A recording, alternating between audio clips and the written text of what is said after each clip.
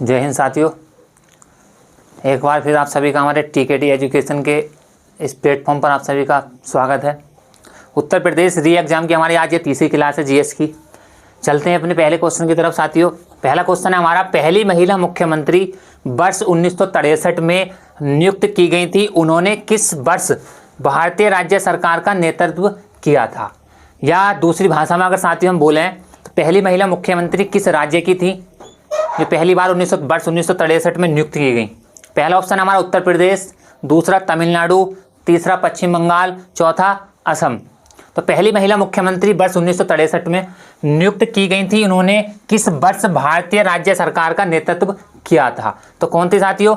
सुचेता कृपलानी। सभी को पता है सुचेता कृपलानी किस राज्य की थी? उत्तर प्रदेश। तो वो पहली महिला, भारत की जो पहली महिला किसी भी राज्य की जो मुख्यमंत्री पहली बनी थी, कौन? सुचेता कृपलानी। किस राज्य की थी साथियों? अपने उत्तर प्रदेश। कौन थी? सुचेता कृपलानी। ठीक है, ये पहली महिला किसी भी भारत के अंदर किसी भी राज्य की मुख्यमंत्री थी। किस राज्य की? उत्तर प्रदेश। ठीक है, सर्वाधिक बार महिला मुख्यमंत्री बनने वाली अपने उत्तर प्रदेश की सुश्री बहन मायावती जी हैं साथियों। और पहली महिला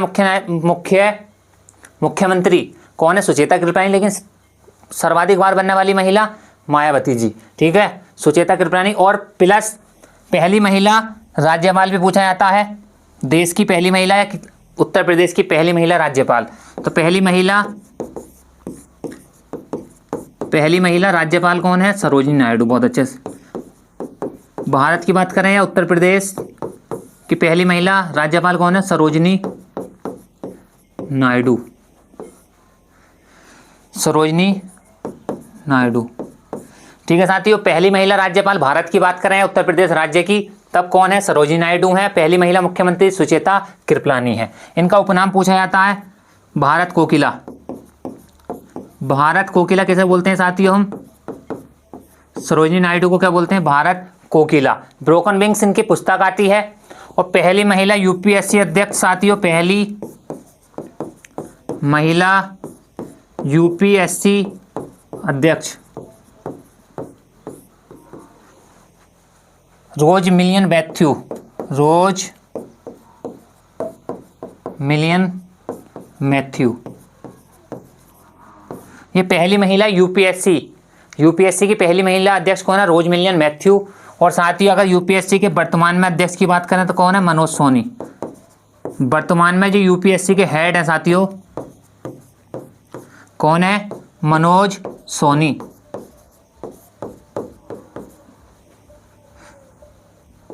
मनोज सोनी।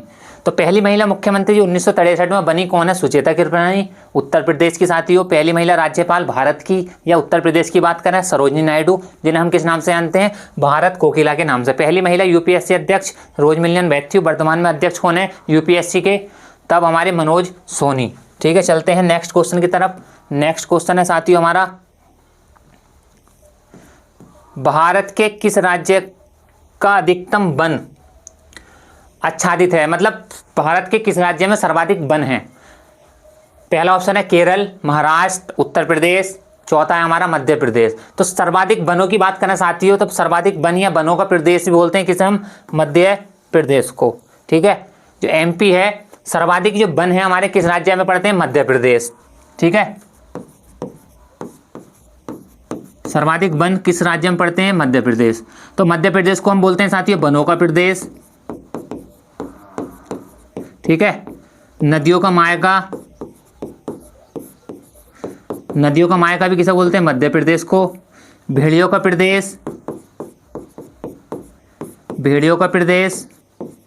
ये भी किसे बोलते हैं साथियों? मध्य प्रदेश को। वनों का प्रदेश, नदियों का प्रदेश, भेड़ियों का प्रदेश। अखबारी कागज नैपनगर मध्य प्रदेश। अखबारी कागज का प्रदेश भी मध्य प्रदेश को बोलते हैं। सबसे बड़ा टाइगर स्टेट, सबसे महत्वपूर्ण टाइगर स्टेट या चीता प्रदेश किसे बोलते हैं? मध्य प्रदेश को। सर्वाधिक टाइगरों की संख्या किस राज्य में पाई जाती है? मध्य प्रदेश। तो वनों का प्रदेश, नदियों का मायका, भेड़ियों का प्रदेश, टाइगर स्टेट और साथियों हृदय प्रदेश।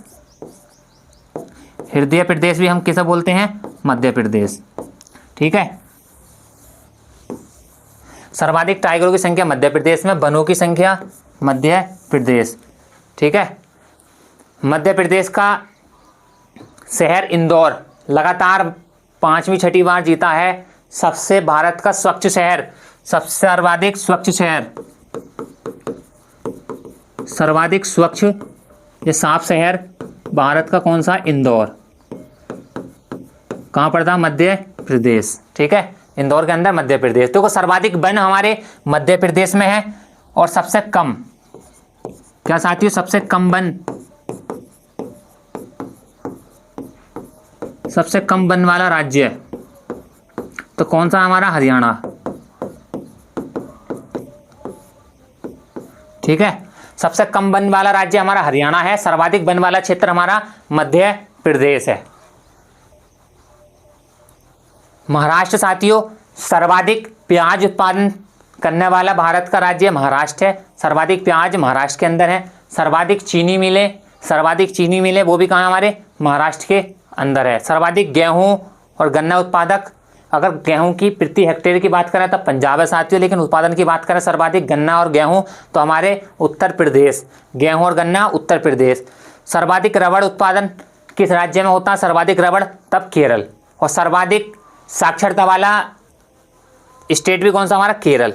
सर्वाधिक प्याज, सर्वाधिक प्याज चीनी मिलें, सर्वाधिक चौड़ी सड़कें कहाँ पड़ती हैं? हमारी महाराष्ट्र। गेहूं और गन्ना में सर्वाधिक उत्पादक उत्तर प्रदेश, अपना उत्तर प्रदेश।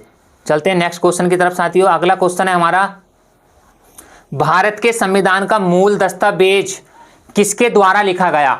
जो उसे सजाने का काम, जो उसके फ्रंट की कॉपी थी वो किसके द्वारा? मूल जो दस्तावेज था, कोई भी किताब लोगे जो उसके ऊपर का मूल पन्ना होता है, लिखा हुआ ना, इतने वर्ष से इतने वर्ष तक महत्वपूर्ण सामान्य विज्ञान या हिंदी का प्रैक्टिस सेट लोगे, जो फ्रंट वाला पेज होता है तो हमारे संविधान का मूल दस्तावेज द्वारा किसके द्वारा लिखा गया था? पहला ऑप्शन है डॉक्टर भीमराव अम्बेडकर, दूसरा सरोजिनी नायडू, तीसरा प्रेम बिहारी नारायण राजदादा, चौथे डॉक्टर राजेंद्र प्रसाद।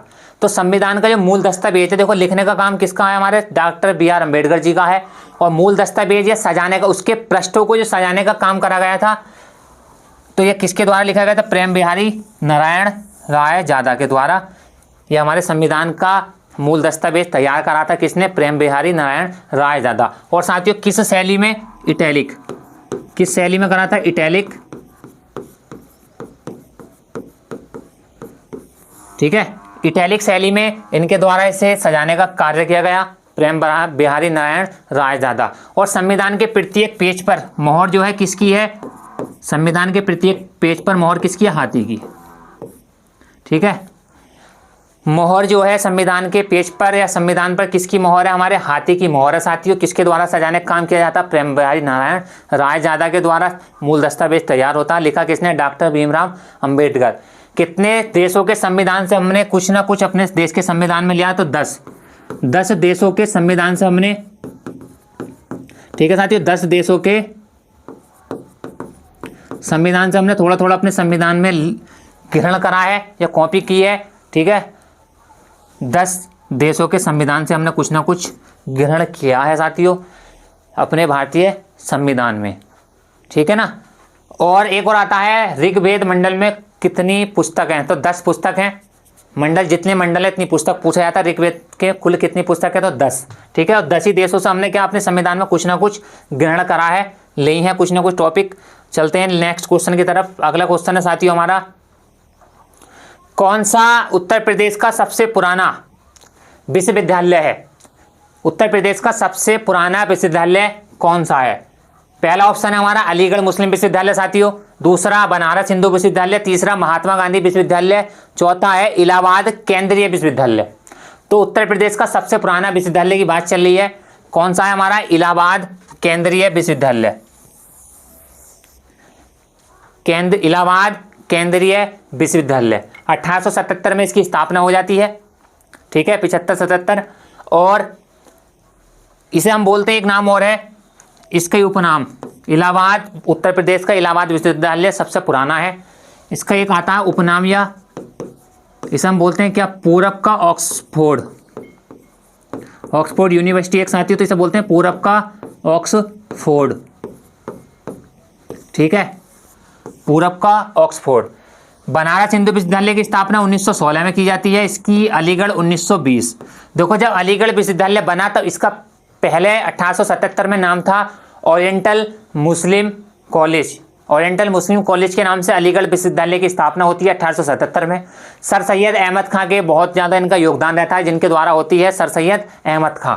तो अलीगढ़ मुस्लिम विश्वविद्यालय 1920 में बनता है, लेकिन ओरिएंटल मुस्लिम कॉलेज के नाम से बनता पहले 1877 में, लेकिन अलीगढ़ मुस्लिम विश्वविद्यालय 1920। तो उत्तर प्रदेश का सबसे पुराना विश्वविद्यालय कौन सा है? इलाहाबाद केंद्रीय विश्वविद्यालय। बनारस हिंदू विश्वविद्यालय की स्थापना BHU 1916 में मदन मोहन मालवीय के द्वारा एनी बेसेंट के सहयोग से होती है, एनी बेसेंट के सहयोग से। और अलीगढ़ मुस्लिम विश्वविद्यालय 1920, इसका पुराना नाम किस नाम से स्थापना हुई थी? ओरिएंटल मुस्लिम कॉलेज के नाम से, जिसके पहले प्रिंसिपल थे साथियों Theodore Beck. Theodore Beck oriental Muslim college के पहले प्रिंसिपल थे, लेकिन 1920 में अलीगढ़, और किसके द्वारा होती है? सर सैयद अहमद खां। सर सैयद अहमद खां के द्वारा इसकी स्थापना होती है, ठीक है। और इसका आप सभी को पता है 1916 वाला यूपी के परीक्षा में पूछा भी जा चुका है। 1916 पंडित मदन मोहन मालवीय के द्वारा बनारस हिंदू विश्वविद्यालय की स्थापना होती है, और किसके सहयोग से? तो एनी बेसेंट के सहयोग से 1916। और लॉर्ड की बात करें तो Lord Hardinge second, Lord Hardinge second 1916, ठीक है, जिसके टाइम पे भारत की राजधानी दिल्ली बनती है ना 1912, और 1916 में भी बनारस हिंदू विश्वविद्यालय की स्थापना जो की जाती है किस वायसराय के कार्यकाल में? तब Lord Hardinge second, Lord Hardinge second के कार्यकाल में। इलाहाबाद विश्वविद्यालय को और किस नाम से जानते हैं हम? पूरब का ऑक्सफोर्ड। पूरब का ऑक्सफोर्ड को इलाहाबाद विश्वविद्यालय के नाम से जानते हैं। चलते हैं नेक्स्ट क्वेश्चन की तरफ। नेक्स्ट क्वेश्चन है साथियों हमारा, भारत में कौन सा शहर कर्क रेखा से सबसे दूर है? कर्क रेखा, 3 रेखा है साथियों, कर्क रेखा, विषुवत रेखा ना, और भूमध्य रेखा, विषुवत रेखा, 3 रेखा जो 0 डिग्री बोलते हैं। तो बात चलिए कर्क रेखा से सबसे दूर कौन सा शहर है? पहला ऑप्शन है गांधीनगर, दूसरा रांची, तीसरी अगरतला, चौथा भुवनेश्वर, ठीक है। गांधीनगर ये गुजरात की राजधानी, रांची झारखंड, अगरतला त्रिपुरा और भुवनेश्वर उड़ीसा। तो सर कौन सा शहर रेखा से सबसे दूर है? तो कोई तीनों पास है, लेकिन भुवनेश्वर, भुवनेश्वर जो किसकी? उड़ीसा या ओडिशा, ठीक है। तो कर्क रेखा से सबसे दूर कौन सा शहर है साथियों हमारा? भुवनेश्वर, जो कहां पड़ता है? उड़ीसा में, ठीक है। अब बात चलिए देखो कर्क रेखा, कर्क रेखा भारत के कितने राज्यों से गुजरती है? 8 राज्यों से। बहुत अच्छे। कर्क रेखा,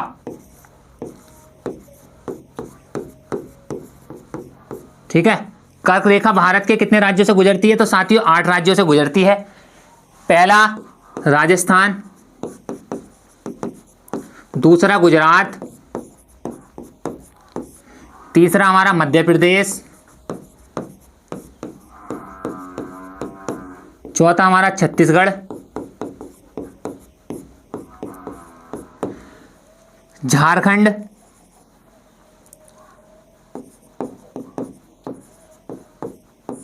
पश्चिम बंगाल साथियों, पश्चिम बंगाल, पश्चिम बंगाल, त्रिपुरा और मिजोरम।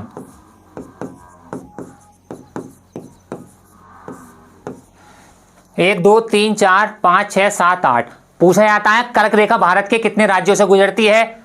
तो 8 राज्यों से, ठीक है। ये बार बार पूछा गया कई बार, 8 राज्यों से क्या गुजरती है हमारी भारत से कर्क रेखा, ठीक है। क्रम भी यही है, अगर क्रम में लगवावे तो क्रम यही है, राजस्थान, गुजरात, मध्य प्रदेश, छत्तीसगढ़, झारखंड, पश्चिम बंगाल, त्रिपुरा और मिजोरम, ठीक है। एक क्वेश्चन और पूछा जाता है कर्क रेखा से, कर्क रेखा को 2 बार काटने वाली नदी, एक बार इधर से जाएगी फिर इधर काट कर गिर जाएगी। तो कर्क रेखा को 2 बार काटने वाली नदी, अपने भारत की नदी है ना 2 बार काटने वाली, कौन सी नदी? माही नदी, गुजरात से निकलती है माही नदी, है ना। 2 बार काटने वाली कर्क रेखा कौन सी नदी है साथियों? हमारे माही।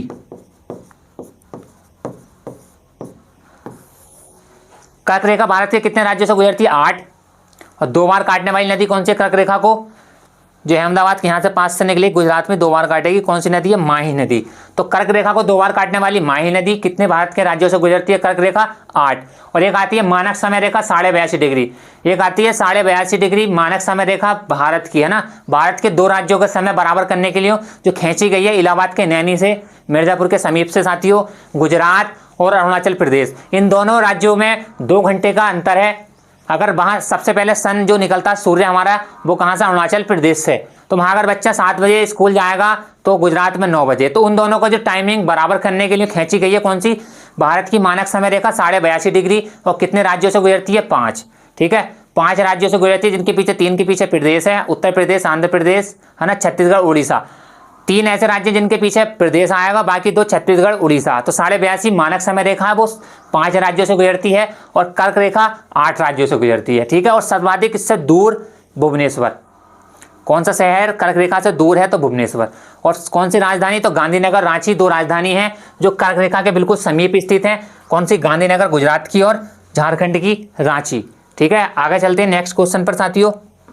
नेक्स्ट क्वेश्चन की तरफ। अगला क्वेश्चन है हमारा, नेशनल स्टॉक एक्सचेंज NSE का मुख्यालय कहाँ स्थित है?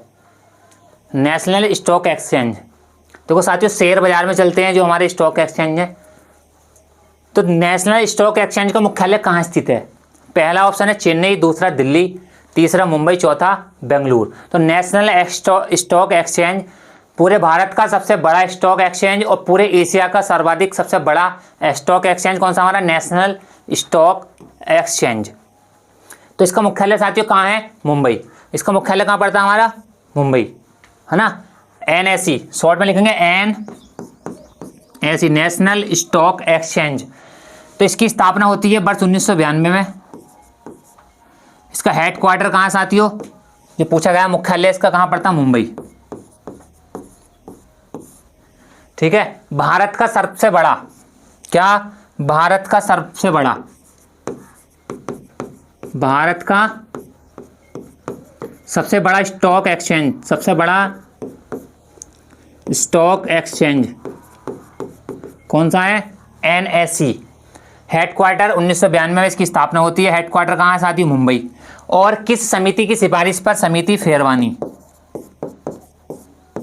किस समिति की सिफारिश पर नेशनल स्टॉक एक्सचेंज की स्थापना की जाती है? फेरवानी समिति। ठीक है, जो शेयर मार्केट में इसका वो आता है क्या? निफ्टी। जो नेशनल स्टॉक एक्सचेंज में चलती है मुद्रा कौन सी? निफ्टी।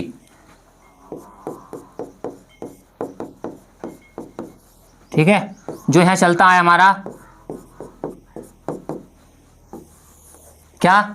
नेशनल स्टॉक एक्सचेंज में क्या चलती है हमारी? निफ्टी। कोई निफ्टी का ही खरीदेगा शेयर मार्केट में। देखो क्या साथियों, एक होता है हमारा शेयर बाजार, जिसे बोलते हैं शेयर मार्केट, शेयर बाजार। ऐसी बाजार जहां सूचीबद्ध कंपनियां, कुछ सूचीबद्ध मतलब कुछ सूची में रखकर कुछ कंपनियां, सूचीबद्ध कंपनियां जिसमें कोई भी व्यक्ति कुछ हिस्सेदारी खरीद सकता है या बेच सकता है। शेयर बाजार या शेयर मार्केट, इसमें ऐसी सूचीबद्ध कंपनियां होती हैं भारत सरकार के द्वारा बिल्कुल जस्टिफाइड धोखाधड़ी वाली से अलग, जहां कोई भी व्यक्ति कुछ हिस्सेदारी खरीद सकता है या बेच सकता है। तो सूचीबद्ध कंपनियों में खरीदी गई हिस्सेदारी या बेची गई हिस्सेदारी को क्या बोलते हैं हम? शेयर बाजार। जहां शेयर मार्केट में पैसा लगाता है आदमी कुछ कुछ, और जो है जैसे इसमें लगाया निफ्टी, तो निफ्टी जितना उछाल मारेगी जो व्यक्ति पैसा लगाएगा उसको उतने डबल। और चौथा तो शेयर बाजार, सूचीबद्ध कंपनियां जहां कोई भी व्यक्ति अपनी हिस्सेदारी खरीद सकता है या बेच सकता है, उसे क्या बोलते हैं हम? शेयर बाजार। भारत में जो है टोटल कितनी है? भारत के अंदर 25। ठीक है, भारत के अंदर शेयर बाजार जो है हमारी कितनी आती है? 25। 25 में से 2 देखो केंद्रीय हैं, मतलब 2 सरकारी हैं, बाकी 23 प्राइवेट। ठीक है, 23 प्राइवेट हैं, 2 केंद्रीय मतलब सरकार की हैं। वो भारत में टोटल कुल कितनी है? 25। तो भारत का पहला पूछा जाता है ये तो कौन सा है? सबसे बड़ा नेशनल स्टॉक एक्सचेंज NSE। और भारत का सबसे पुराना भारत का सबसे पुराना स्टॉक्स एक्सचेंज कौन सा है? BSE, Bombay stock exchange. Bharat का सबसे पुराना जो स्टॉक एक्सचेंज है, पूछा जाता है, कई बार पूछा भी गया है आगामी परीक्षाओं में। सबसे पुराना स्टॉक एक्सचेंज कौन सा? हमारा बॉम्बे। ये शॉर्ट में लिख दूं BSE, बॉम्बे स्टॉक एक्सचेंज। ये भारत का सबसे पुराना स्टॉक एक्सचेंज है BSE बॉम्बे, जिसका हेडक्वार्टर कहाँ पड़ता है साथियों? इसका हेडक्वार्टर पड़ता है मुंबई। ठीक है, भारत का सबसे पुराना और एशिया का BSE बॉम्बे स्टॉक एक्सचेंज, जिसका मुख्यालय मुंबई में पड़ता है। इसमें क्या चलता है हमारा? इसमें चलता है साथियों सेंसेक्स। ठीक है, यहाँ क्या चलेगा? सेंसेक्स। और नेशनल स्टॉक एक्सचेंज में क्या चलती है? निफ्टी। तो यहाँ सेंसेक्स, और इसकी जो स्थापना होती है कब होती है? 1875। बीएसई बॉम्बे स्टॉक एक्सचेंज की स्थापना होती है कब की जाती है? 1875। और किसके द्वारा? प्रेमचंद्र रायचंद्र के द्वारा इसकी स्थापना होती है। किसके? प्रेमचंद्र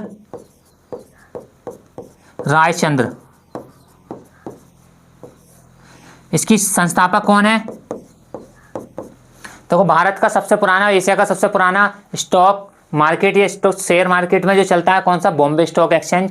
इसका मुख्यालय मुंबई, जहां पड़ता है बम्बई में दलाल स्ट्रीट। तो कहीं कहीं मुंबई ने देकर क्या दे देता? दलाल स्ट्रीट। ठीक है, दलाल स्ट्रीट दे देता साथियों, मुंबई की जगह दलाल स्ट्रीट।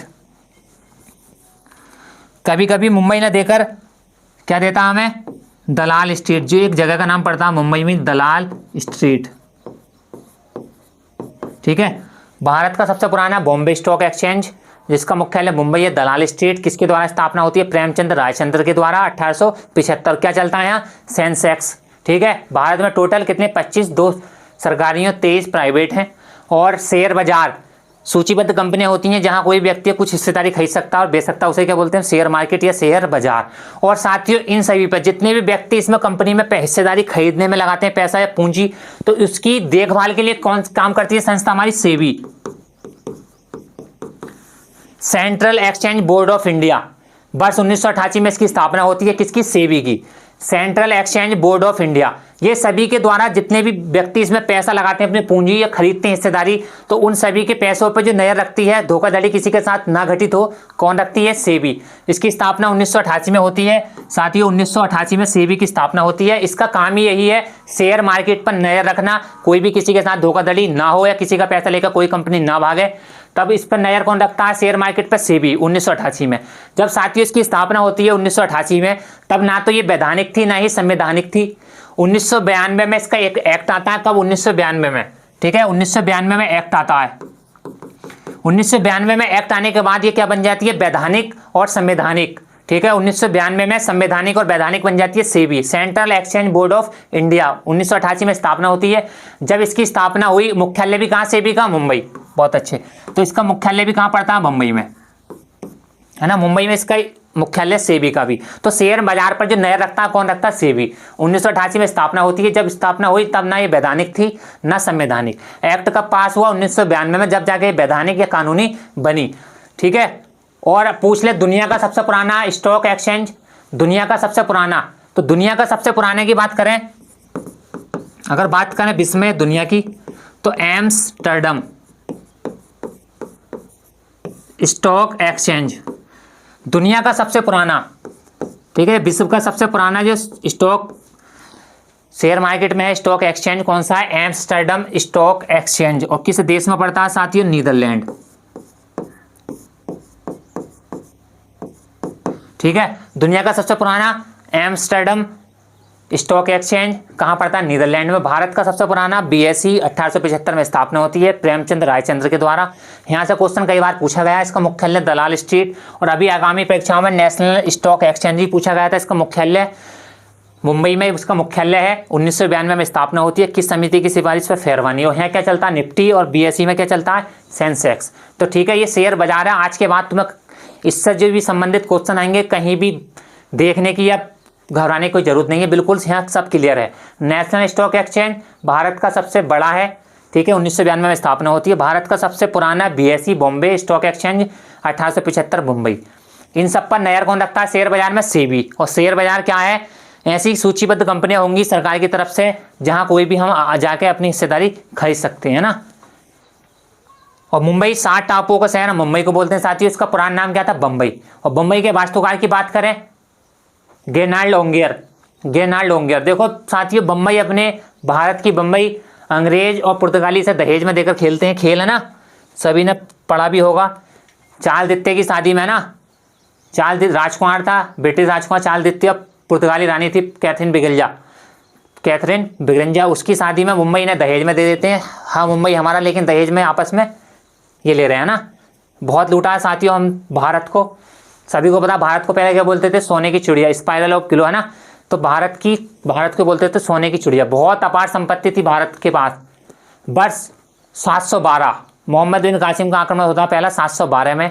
है ना, जब से लूटता हुआ भारत 712 के बाद, है ना, मुगल आए, मुगल से पहले दिल्ली सल्तनत वाले आए, तुर्क अमीर जिन्होंने भारत को लूटा, है ना, नादिर शाह आया, भारत से इतना पैसा लेकर लूट के ले गए कि अपने ईरान में जाकर 2 साल तक टैक्स फ्री रखते हैं साथियों। उसके बाद अंग्रेज आए, तो भारत कहाँ से लुटता आ रहा है साथियों? 712 ईसा पूर्व से लुटता आ रहा है। लेकिन आज भी अपने यहाँ सभी को पता है, सनातन धर्म सभी जो हैं देवताओं में विश्वास रखने वाले हैं।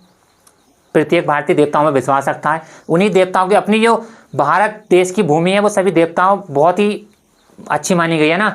तो पैसा पहले से बहुत था, लेकिन लूटते लूटते लगाओ 712 से लूटने के बाद भी आज ऐसी स्थिति है, भारत दुनिया में अपनी अलग ही पहचान है ना। सभी को पता भारत की पहली अनूठी पहचान क्या थी? कोहिनूर हीरा।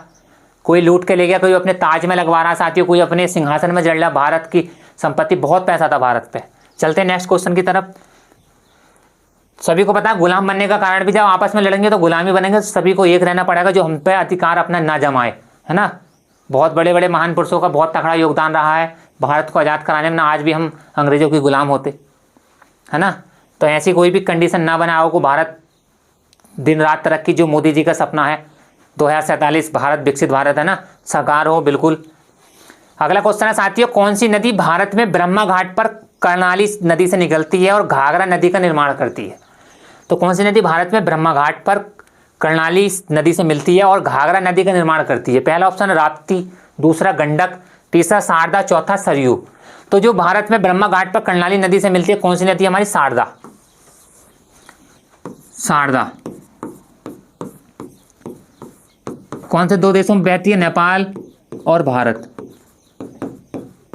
उत्तराखंड का पिथौरागढ़, है ना, जहां से निकलती पिथौरागढ़।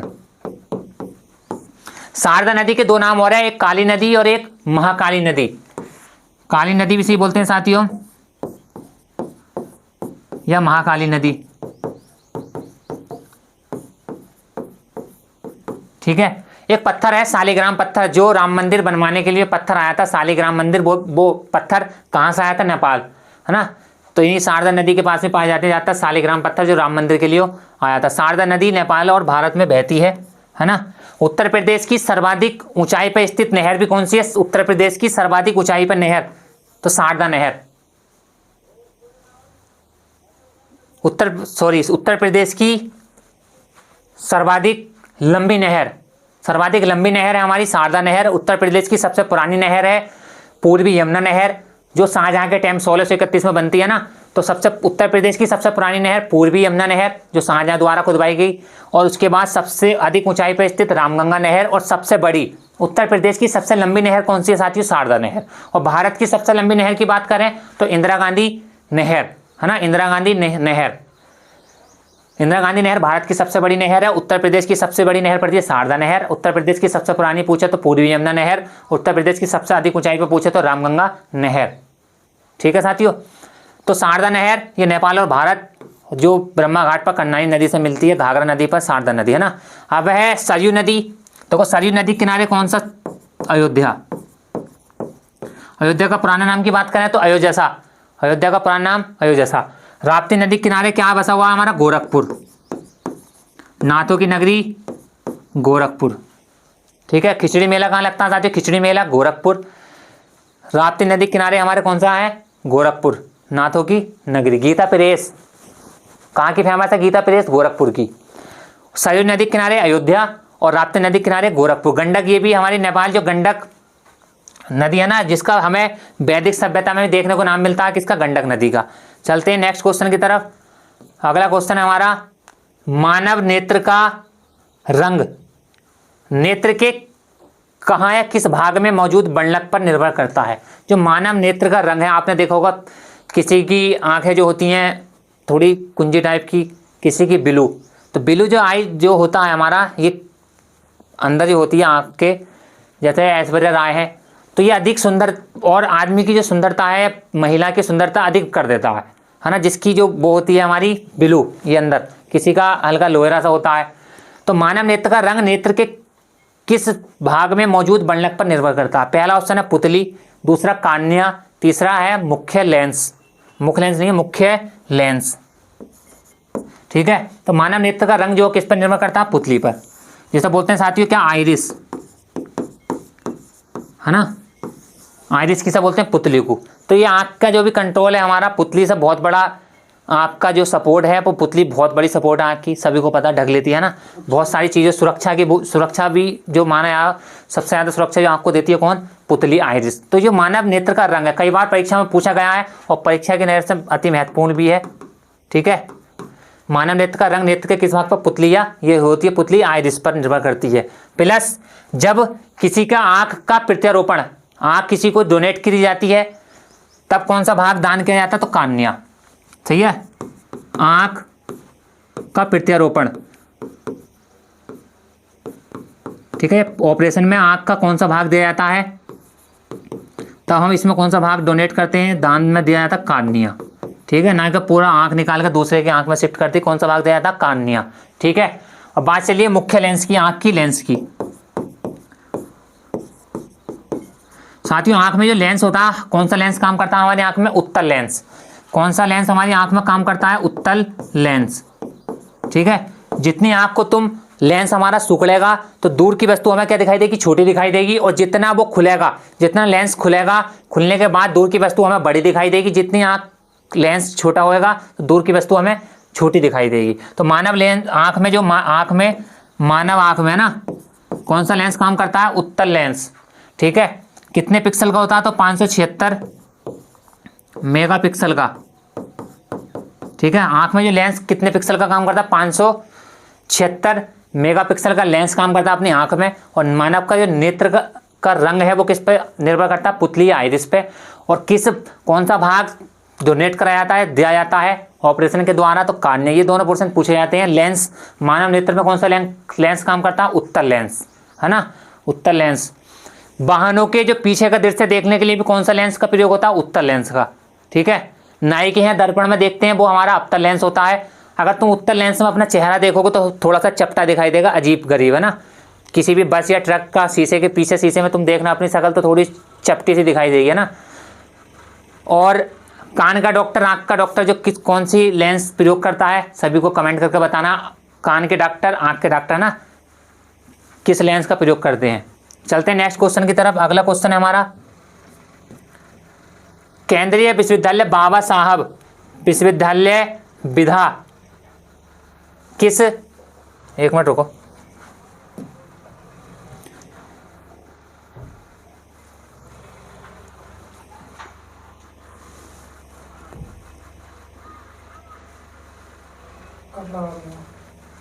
है ना, कोई दिक्कत ना। ये साथियों हमारा केंद्रीय विश्वविद्यालय बाबा साहेब अम्बेडकर विश्वविद्यालय विधा बिहार किस राज्य में स्थित है। तो केंद्रीय विश्वविद्यालय बाबा साहब अम्बेडकर विश्वविद्यालय, पहला ऑप्शन है आगरा, दूसरा कानपुर, तीसरा बनारस, चौथा लखनऊ। तो डॉक्टर भीमराव अम्बेडकर केंद्रीय विश्वविद्यालय अपने उत्तर प्रदेश में ही है। तो इसमें लिखा किस राज्य में, तो किस राज्य में, किस जिले में स्थित है। राज्य कौन सा पूछे, राज्य है उतना उत्तर प्रदेश, ठीक है। अगर राज्य की बात करें तब उत्तर प्रदेश है, अगर यहाँ होना चाहिए जिला, तो किस जिले में स्थित है। राज्य की बात करें तब भीमराव अम्बेडकर केंद्रीय विश्वविद्यालय किस राज्य में पड़ता है, हमारे उत्तर प्रदेश। उत्तर प्रदेश के भी किस जिले में, तो लखनऊ, है ना, लखनऊ। केंद्रीय विश्वविद्यालय बाबा साहब अम्बेडकर विश्वविद्यालय विधा किस जिले में स्थित है, उत्तर प्रदेश के, तब लखनऊ, ठीक है। 4 केंद्रीय विश्वविद्यालय उत्तर प्रदेश के, 4, कितने केंद्रीय विश्वविद्यालय हैं, 4, ठीक है, 4 केंद्रीय विश्वविद्यालय हैं साथियों। लखनऊ, सभी को पता है लखनऊ किस नदी किनारे, हमारे गोमती नदी किनारे लखनऊ पड़ता है ना। गोमती नदी किनारे कौन सा शहर पड़ता है, हमारा लखनऊ। एक आता है सीडीबी बैंक, है ना, सीडीबी का मुख्यालय भी कहाँ पड़ता है, हमारे लखनऊ में। केंद्रीय विश्व अनुसंधान केंद्र भी कहाँ, हमारा लखनऊ है साथियों। बड़ा इमामबाड़ा, आसफउद्दौला, छोटा इमामबाड़ा, मोहम्मद अली, रूमी दरवाजा 61 फीट, इसकी एक बार ऊंचाई पूछी गई थी रूमी दरवाजा की, है ना, 61 फीट। तो रूमी दरवाजा से एंटर करोगे तुम कहाँ पे, बड़े इमामबाड़े में। तो बड़ा इमामबाड़ा, छोटा इमामबाड़ा, है ना, रूमी दरवाजा, सब कहाँ है, लखनऊ। भूल भुलैया जिसके अंदर पड़ती है लखनऊ। चिकनकारी का प्रयोग लखनऊ के अंदर, है ना। आगरा में साथियों ध्यान रखेंगे, आगरा सभी को पता है, आगरा किस नदी किनारे, यमुना। आगरा और मथुरा उत्तर प्रदेश के 2 जिले ऐसे हैं जो मृदा अपरदन के लिए ज़्यादा प्रभावित है। कौन से, आगरा और मथुरा। ये मृदा अपरदन से ज़्यादा और सर्वाधिक गर्मी भी कहाँ पड़ती है, हमारे मथुरा में। और आगरा मथुरा किस राज्य के साथ सीमा बनाते हैं साथियों, उत्तर प्रदेश के, तो ये राजस्थान के साथ सीमा साझा करते हैं, आगरा और मथुरा, दोनों है ना, आगरा मथुरा राजस्थान के साथ। आगरा में हमारा है केंद्रीय के मुंशी हिंदी संस्थान, के मुंशी, कणिकलाल मुंशी है ना, कन्हैयालाल या मणिकलाल मुंशी, कन्हैयालाल मणिकलाल मुंशी केंद्रीय हिंदी संस्थान। केंद्रीय हिंदी संस्थान कहाँ पड़ता है हमारा? आगरा। ठीक है, केंद्रीय के मुंशी कन्हैयालाल मणिकलाल मुंशी केंद्रीय हिंदी संस्थान कहाँ पड़ता है? आगरा। ठीक है, पागल खाना भी कहाँ है? उत्तर प्रदेश में, आगरा। यमुना नदी के किनारे आगरा पड़ता है। आगरा शहर की स्थापना सिकंदर लोदी के द्वारा की जाती है 1504 में। आगरा शहर की स्थापना 1504 सिकंदर लोदी के द्वारा आगरा की स्थापना की जाती है। पंचमहल आगरा, ताजमहल आगरा है ना, फतेहपुर सीकरी वाले जो वो हैं ये भी मुस्लिम।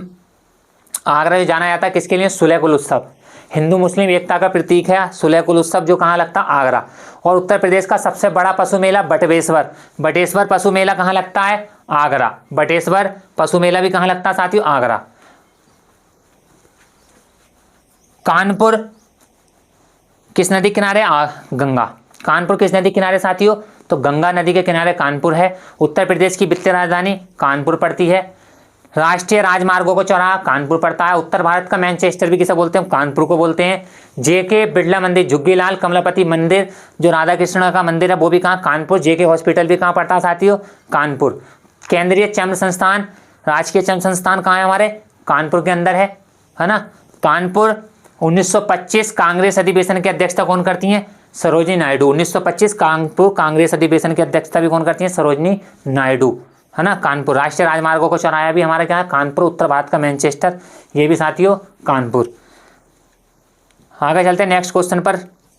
लास्ट और नेक्स्ट क्वेश्चन है साथियों हमारा, उत्तर प्रदेश पुलिस के अधिकारी ध्वज के दो रंग होते हैं, लाल और डैश डैश कौन सा? उत्तर प्रदेश पुलिस के अधिकारी के जो ध्वज होते हैं आप सभी ने देखा होगा, उसमें दो रंग होते हैं। कितने साथियों? दो रंग होते हैं, लाल और नीला। बहुत अच्छे, लाल और नीला। तो उत्तर प्रदेश जो अधिकारियों के ध्वज में रंग कौन कौन से? लाल और नीला।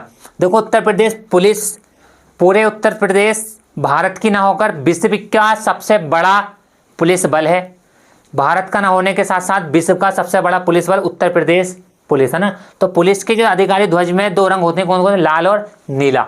उत्तर प्रदेश के वृक्ष की बात करें, राजकीय वृक्ष, ये पूछा गया था इस बार परीक्षा में, बहुत सारे साथियों ने गलत करा था। एक पलाश दे रखा था, एक अशोक, बरगद, फूल है पलाश तो ना, बरगद और अशोक, ये दो ऑप्शन डाउट में थे बच्चों के। बहुत सारे आदमी लड़के सही आंसर लगा गए तो कुछ कंफ्यूजिंग में गलत है ना। तो राजकीय वृक्ष कौन सा उत्तर प्रदेश का? अशोक। ठीक है, ना कि बरगद। तो उत्तर प्रदेश का राजकीय वृक्ष हमारा अशोक है। तो साथियों ये थे कुछ क्वेश्चन आप सभी के बीच में। कमेंट करके बताना कैसी लगी क्लास, और आगे भी इससे बेहतर कंटेंट मिलता रहेगा और ज़्यादा से ज़्यादा क्वेश्चन आपके एग्जाम में फंसेंगे। जय हिंद।